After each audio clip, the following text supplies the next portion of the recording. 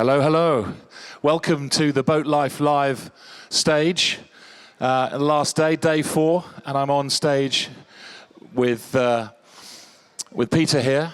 And you are going to tell us a little bit about your trip around Great Britain and how you used the IMRAE tools, charts and plotters and guides to aid your way round.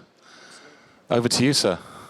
Yes, so what you can see up here is a C80 chart from IMRAE there. That's just the British Isles. So just to give you a rough idea of where we went. Just a little bit quiet on your, just bring that to your voice. That's it. Sorry. Great. There we go. Here we go. So IMRAE chart there for the whole of the country. And Muffin sailing under the Orwell Bridge in Ipswich, which is our home port.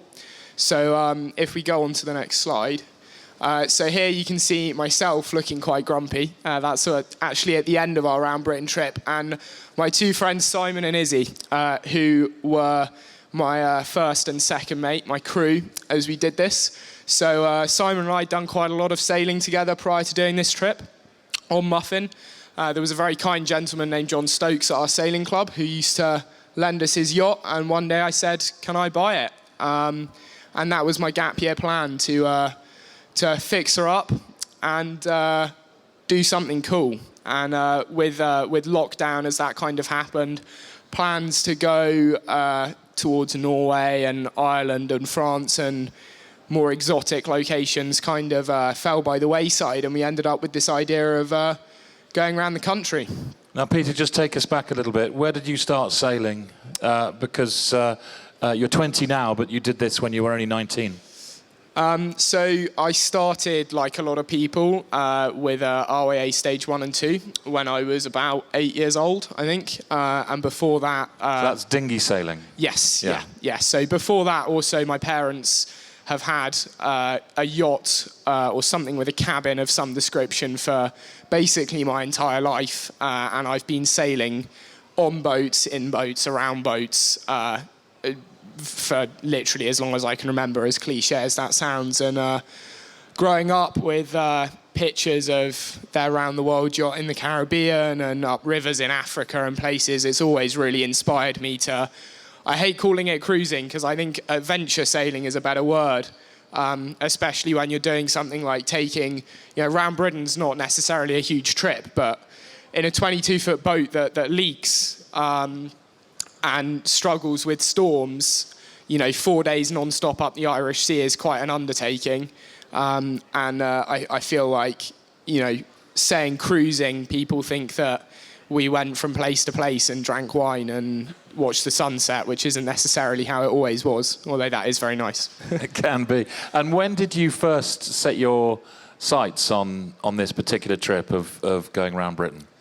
Well, I remember, so Simon and I, we'd finished our A-levels, and I was at the Southampton boat show. No, yes, I was at the boat show, and Simon texted me, and he said, I've got this guy on Facebook, and he wants you to deliver a yacht for him.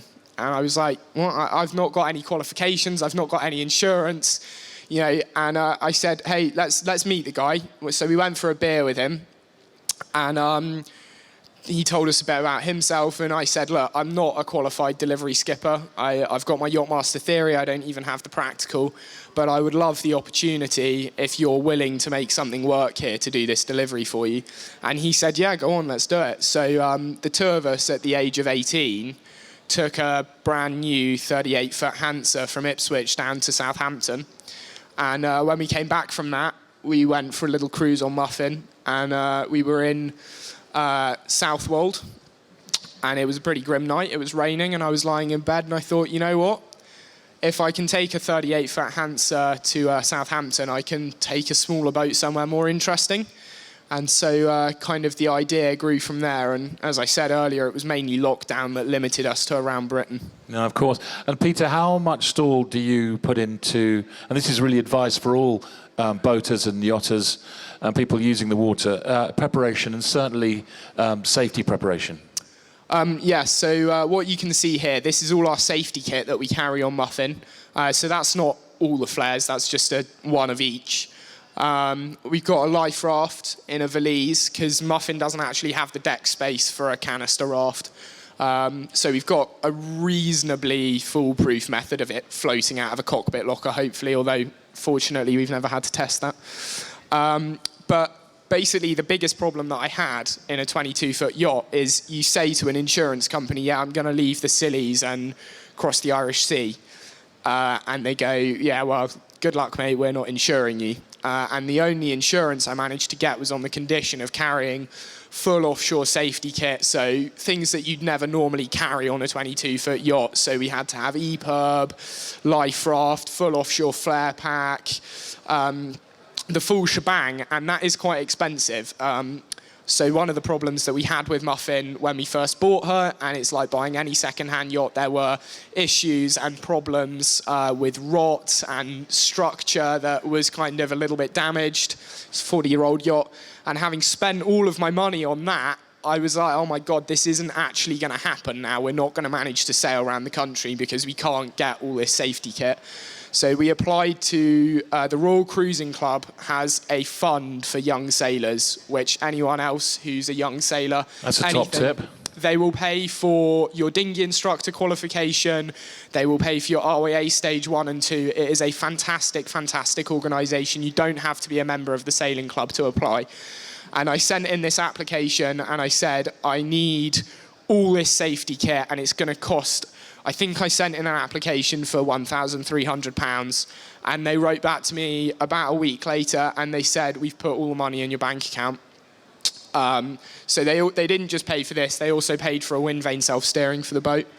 And the other opportunity that we had during all the time at lockdown, which you can see up in this slideshow here, is to find some, it's not sponsorship, I'm not allowed to say sponsorship, but a deal with IMRAE whereby we would test and feedback on their digital products in exchange for paper charts, electronic navigation aids, pilot books, etc., for the duration of our trip. So that was quite a nice other little thing that we were sponsored with. Now, Peter, just for those that don't know IMRAE and don't know the IMRAE product, tell us who they are and what they do. So IMRAE actually comes from a very, very long line of nautical publishers. It started as a company called IMRAE, Laurie, Norrie and Wilson a very long time ago. I couldn't actually tell you how long. But they have been publishing charts for literally hundreds of years. And their main aim is charts for yachtsmen. So, you know, one of the problems that we have, especially on a small boat like Muffin, is a full-size Admiralty chart doesn't fit on our chart table. This is actually quite a small chart you can see on the screen there, and it overlaps. So IMRAE, you know, they're not afraid to tailor things. You can buy smaller charts that will fit on your chart table, and I think their kind of emphasis towards yachtsmen and yachting and small boats is a unique point. So they have a chart catalogue. Do they have port guides? Yes, so one new thing that they've just released, they've been doing port guides in the form of traditional pilot books for years, and they work in conjunction with lots of people who write pilot books, charities, organisations, etc. So they publish books, but more recently they've digitised all that information. I think we've got in the corner here, that's a screen grab. Is that? Yes, absolutely. So what you can see here on the little corner there, there's the Tidal App, which is fantastic. For a small fee every year, you get tidal information for the whole country. And that will literally, anywhere that you are, say I was in Plymouth, I could pull up this chart here and it tells me what time high tide is, what time low tide is. I can scroll through, so if you're trying to passage plan to get over a sandbar or something, you can scroll to a certain depth and say, well, that's the minimum depth I need to get over this bar. And it tells you straight away without having to do secondary port calculations, because they have a lot of what's conventionally a secondary port is already entered. So it's super quick, super easy. And this is for thousands of locations around the world, or Britain? Yeah, around the world, I believe. I certainly know that it exists around the UK. But basically, I only ever, because I haven't actually unfortunately been abroad yet, but you pay for the UK hydrographic information, and then when you go to France, you pay for the French. And yeah, as you go around the world, you can click. It's quite good fun. You can be, I wonder what the tide's doing in France, and just look, pick Brest and check what the tide's doing. Well, a little later, I'll ask you a little bit more about that digitizing of their products. But this is Muffin, isn't it? And it looks like you're doing some drying out some kit. And I think this is Torquay, isn't it? Yeah, absolutely. So this does actually link. So the other little thumbnail in the bottom here is Explore, which is Imre's newest platform. So they've digitized their pilot books, but it's also a way where people, sailors, can share their information. So if you visit somewhere or you find a little anchorage, you write about it and other people can find it. And there's some discounts here for your first subscription if you want to pick them up at the end. But this is a classic example of where you might use that. So we sailed into Torquay, and there was this yacht anchored in a place that wasn't marked as an anchorage. And our solar panels were broken at that time. So we had to go into the marina, did some laundry, charged up our batteries. And when we left, we saw this yacht had gone also. So we came and found this beautiful spot in under the cliffs. What you can't see in this photo is we did have to put a stern anchor out, but I love anchoring, so we have all the equipment for doing that. And this was really magic, because actually before the solar panels broke, my whole ethos for this was, can we avoid marinas in a world where going from marina to marina to marina is so common? Can we avoid it and do things the old-fashioned way? And costly. Yes. So on a young person's budget, a marina's not really where we want to be going. And in this way, people sailed around the country, people sailed around the world before anyone had even heard of a marina. So it is possible to find somewhere that's sheltered from the wind. You can row ashore and fill up jerry cans and do runs and top your water tanks up that way. And in a world where burning fossil fuels to generate electricity is increasingly frowned upon, having your solar panels just trickle feeding the batteries on the back of the boat and living independent from society is a really special feeling. And it's one of the things I love about that small boat up there, is that there isn't a fridge and there isn't loads of lights, and the systems are simple, and you can just keep on top of it with two 30-watt solar panels, and it's fantastic. And you should definitely check out from the BoatLife Live website. We've had some fantastic chats. One chat earlier on day one about the conversion from diesel to electric motors, and all our wonderful ambassadors that were just talking this morning using solar panels to charge their batteries and really, really moving forward with our looking after our planet. Now, where is this? This is a busy old anchorage. So this is Salcombe.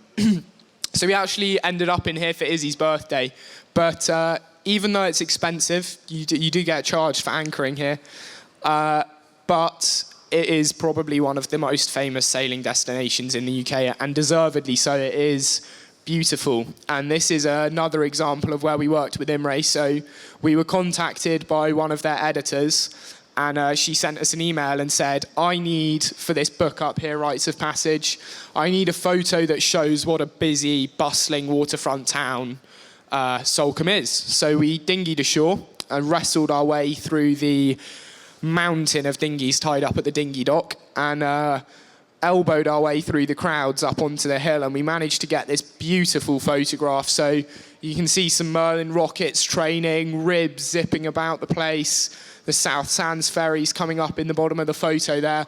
And this photo did actually make it into the publication.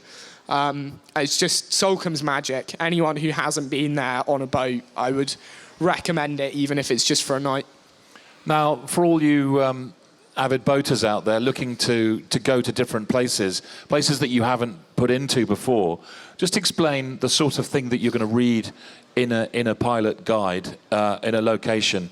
You want to know safe places to anchor, places you can moor, even the navigation getting into some of these tricky harbours.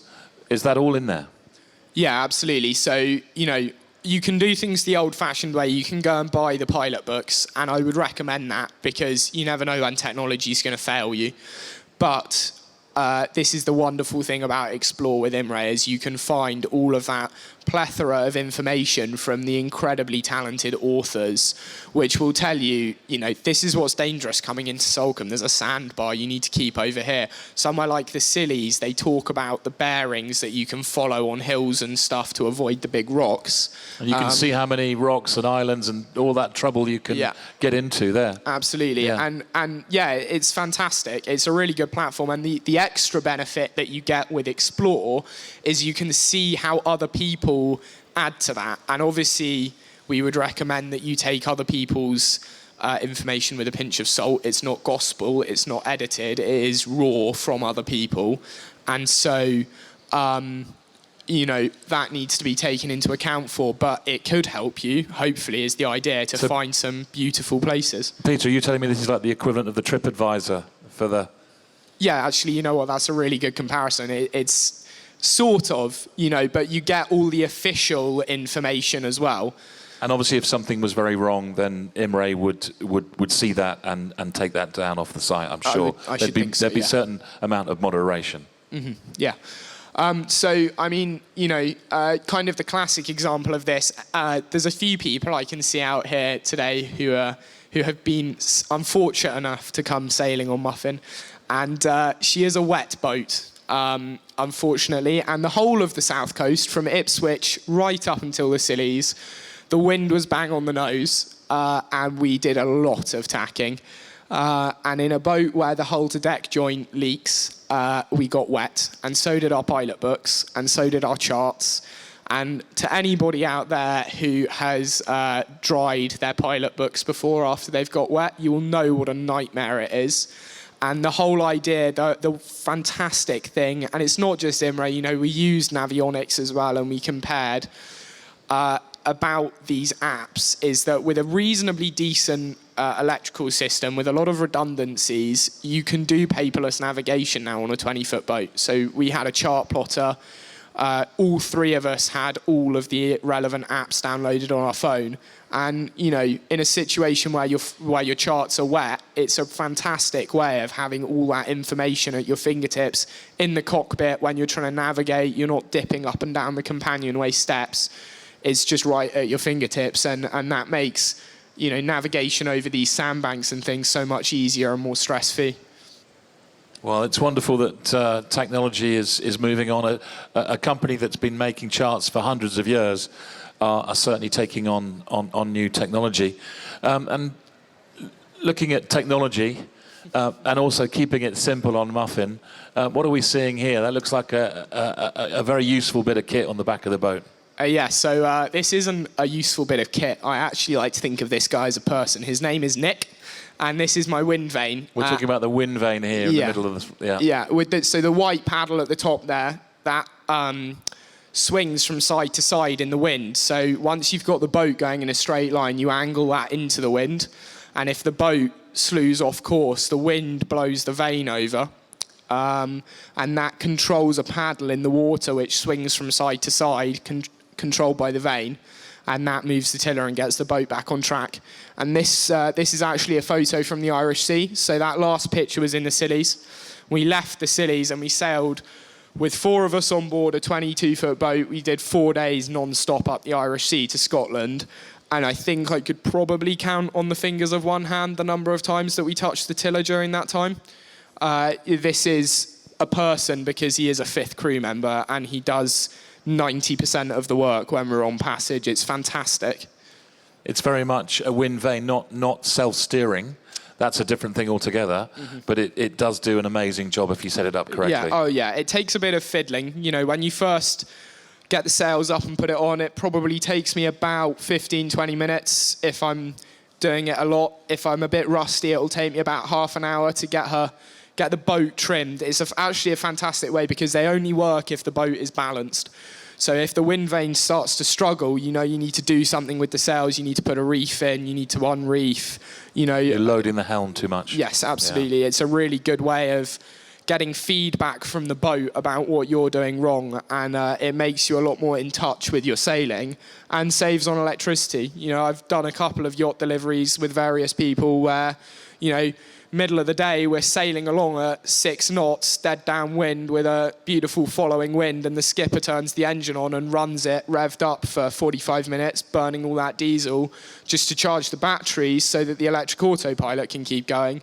And, so long as you're keeping half an eye on the compass, this guy does the same job with zero input from your electrical systems. And I think they're fantastic. As I say, I think of it as an extra crew person, and anyone who's planning longer distance sailing on a cruising boat, it's a must-have in my opinion. They're fantastic. Well, on day one, we spoke to Herbert Jones, who's just about to start the Golden Globe race, and with absolutely no modern technology, just using sextant and certainly no self-steering, and he'll be using a wind vane and eating a lot of canned food. Now, let's talk about your trip. So you left from which port?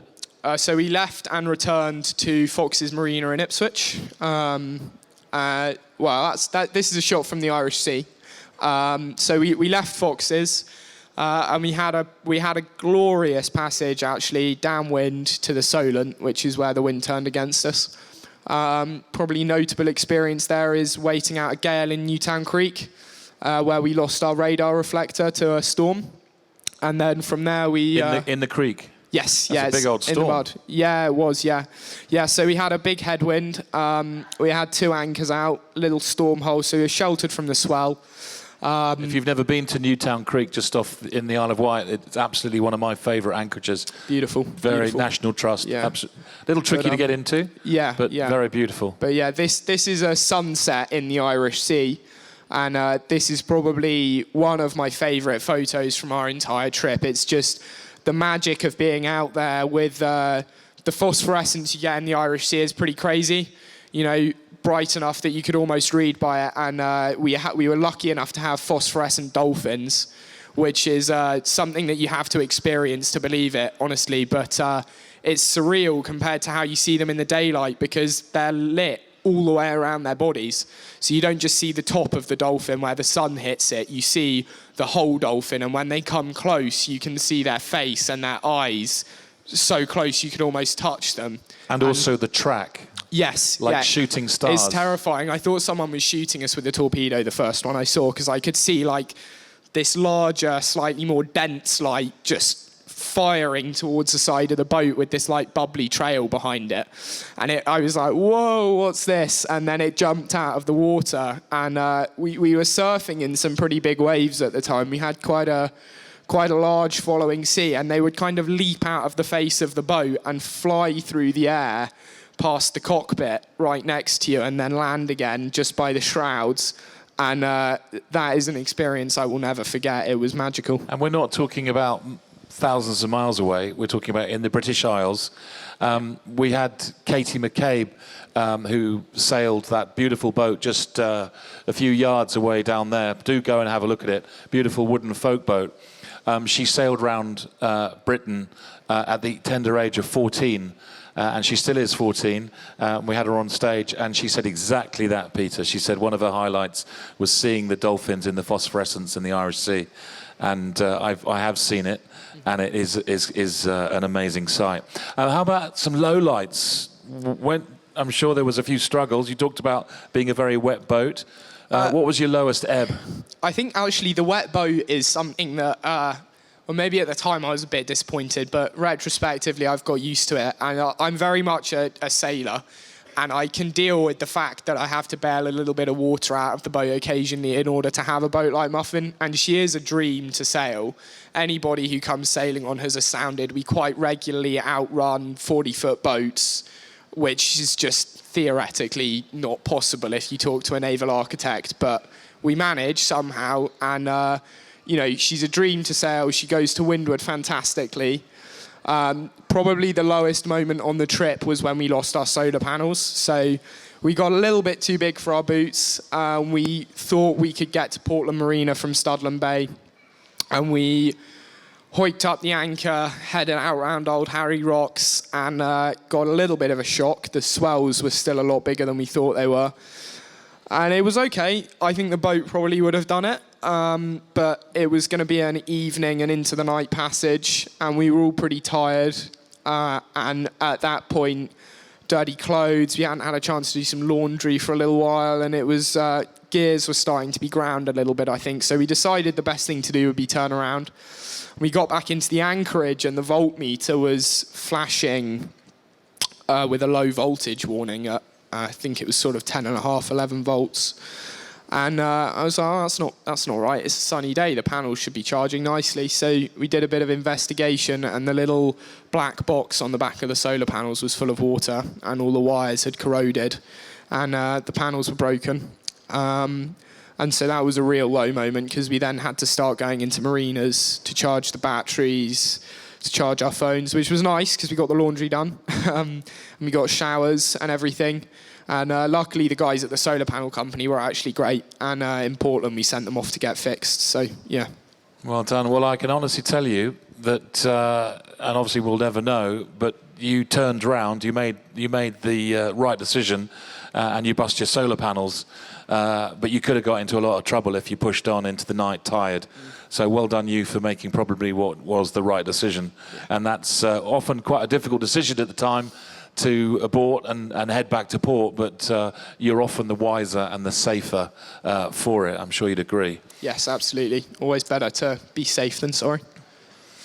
What an amazing passage here. Did you come through that little cut?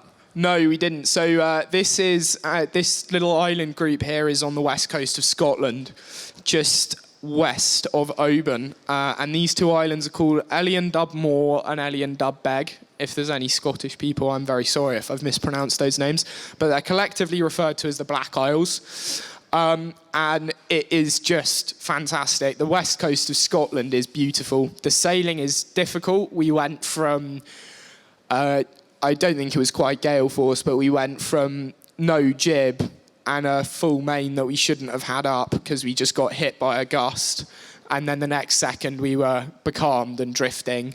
And you can see these fantastic squalls rolling in towards you.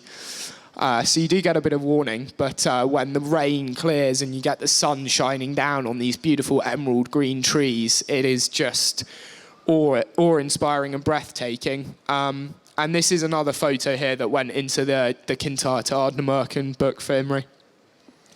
And that's how it works today. You have sections that the books cover. Yeah. So you've got Kintyre to Ardnamurchan there. Probably our Bible for the South Coast was Tom Cunliffe's Shell Channel pilot. So that goes... And he was with us yesterday, the great Tom Cunliffe. Fantastic. Speaking on this stage. Big names. Yeah. So that was probably our Bible from Ramsgate down to the Scillies.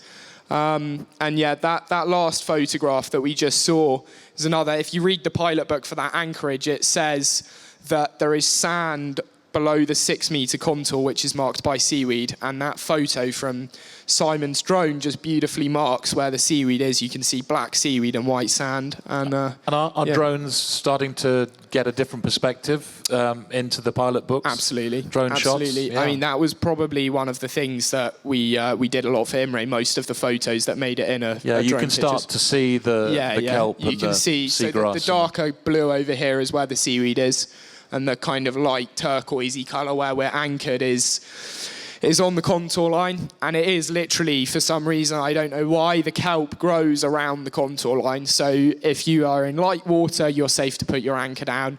And we did watch another yacht come in and spend... I think we watched them for about half an hour and then we left, and they were still going when we left, just keep trying to anchor in the weed and not getting good holding. But this is a really neat place because if the wind is from anywhere from the west, you can anchor on one side of the reef, and if it comes around from the east, you just go around the island and anchor on the other side of the reef. It doesn't matter what the wind's doing, you're protected there. So uninhabited, untouched islands, just beautiful. Now, just before we finish up, we're going to take some questions. So if you've got any questions, have a little think about what you want to ask Peter. But tell us a little bit more, and obviously what you were just saying there, you could feed that back into Imre, and they would put that on the system. Tell us a little bit more about this, and I can see it's on iOS devices. Yeah. And Android, I'm sure. Mm-hmm. Yeah, so this is a pull-out of the Imre Navigate app, which is their answer to charts on your phone. I personally find this fantastic. So as I said, we use this in conjunction with Navionics. And the beautiful thing about Imre is it's essentially a scan of a paper chart, a very good one. It's not, they haven't just photocopied it, don't worry. But it's fantastic because all of the detail that you get on a paper chart, you get in the app. So sometimes in Navionics, on your chart plotter, if you want to see that buoy or you want to see that isolated danger mark or make sure that you're sailing down that bearing, you have to zoom in so far to find it that you lose the boat and you lose the other things you're trying to maintain relevance to. Whereas on this, you can see it just like you would on a paper chart. And this photo is from Dunbar Harbour, just east of Edinburgh. And once we got out of the Caledonian Canal, we bombed it down to Dunbar under engine, trying to get ahead of a gale. And this was actually our last port of call. We sailed from here straight down to Ipswich again. But when we arrived in Dunbar, we looked at the charts and we were looking for somewhere to hide from the weather. And it said that the visitor's berth would have a metre of water at low tide. And we thought, well... And talking about tides, look at this tidal range here. Yeah, this was a shock because the west coast of Scotland has quite small tidal ranges and the east coast, big tidal range. So we thought, well, 1 metre at lowest astronomical tide, Muffin will float, fantastic, we'll go in there. So we rocked up only to have the harbour master tell us that it actually dried out to 0.2 of a metre above the water at LAT. And it turned out that, unfortunately, this harbour hadn't been surveyed officially for a little while. And this is another example that I think gives Imre a great point, is they work in conjunction with local harbour authorities to get more up-to-date survey information. So one of the things we did here is we put the new harbour master in touch with Imre because he has the harbour surveyed privately for his own benefit and for the benefit of the harbour users every year or every other year, I think it was. So we put him in contact with Imre, and I believe now that this chart has been updated with the more up-to-date survey information. That's fantastic. It's like another thing that makes them so great for people power. Yeah, absolutely, absolutely. And, you know, adapted, there's no way that a ship's going to come in here, so there's no reason for the Admiralty or for the Hydrographic Office to be surveying it regularly, which is why data for smaller harbours like this, through no fault of anyone, goes out of date.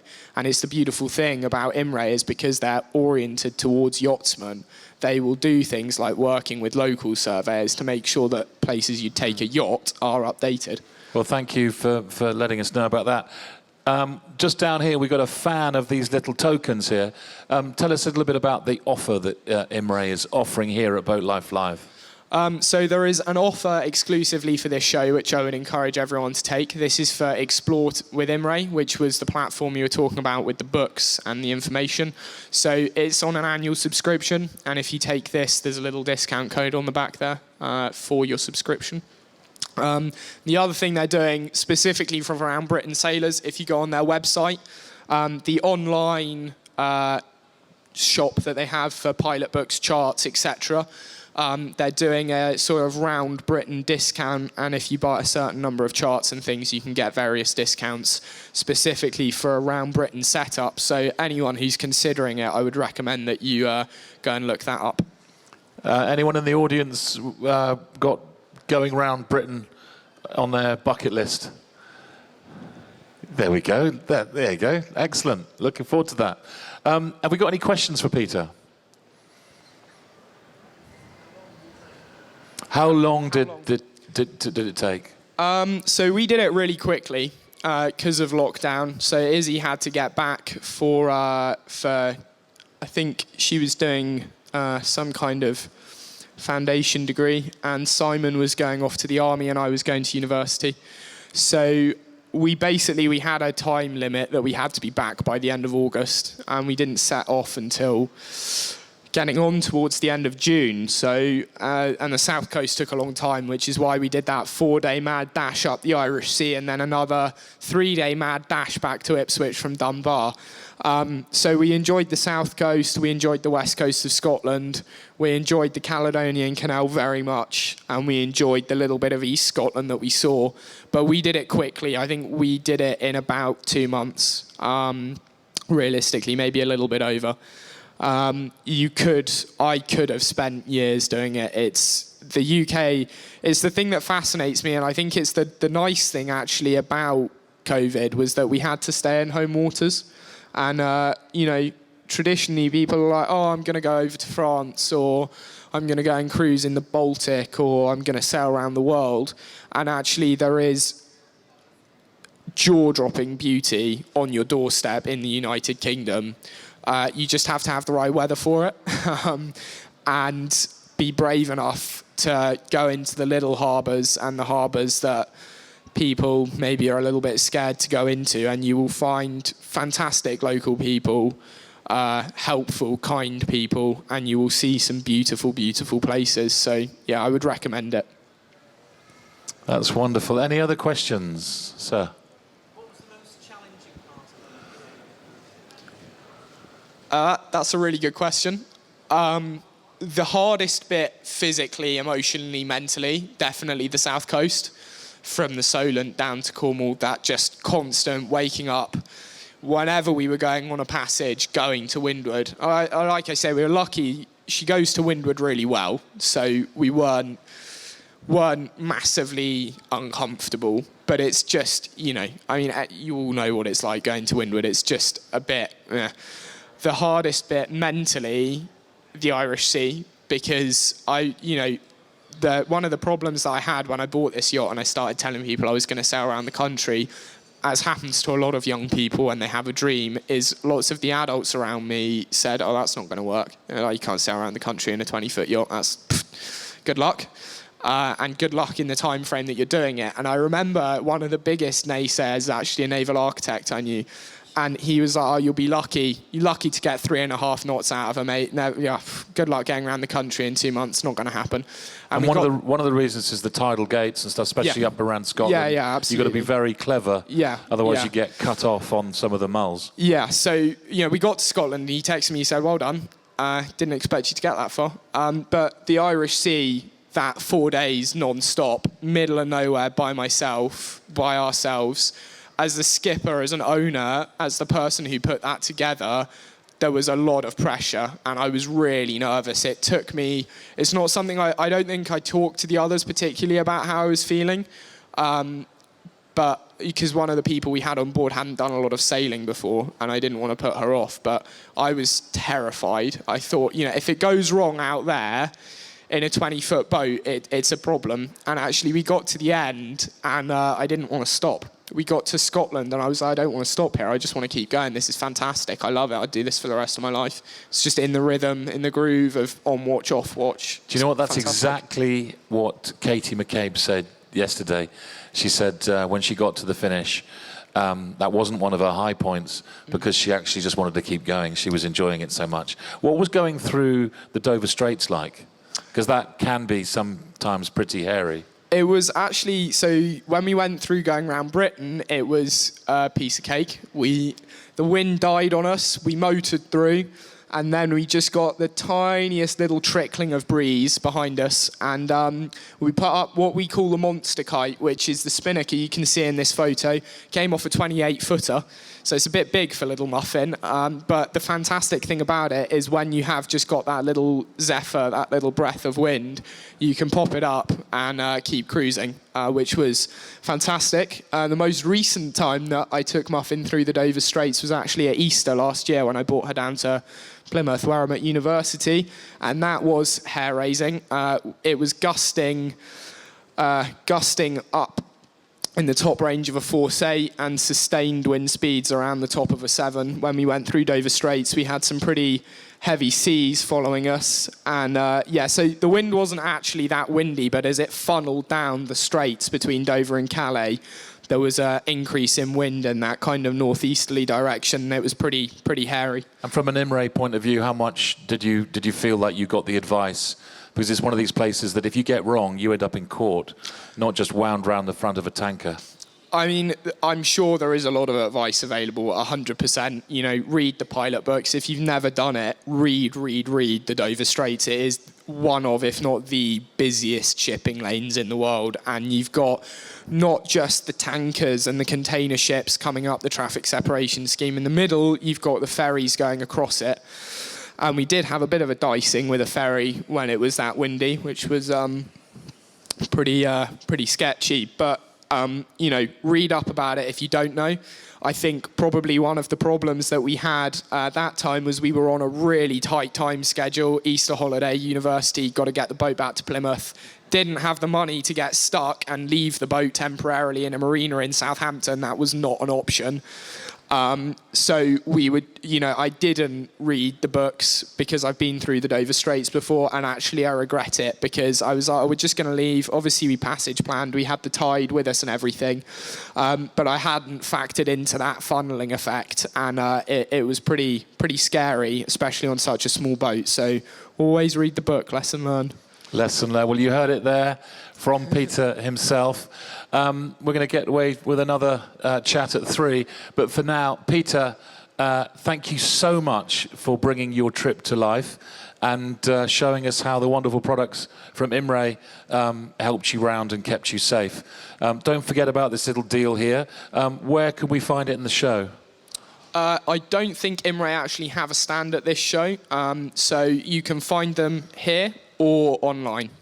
Great. Thank you so much. Round of applause. Peter Russell, thank you very much.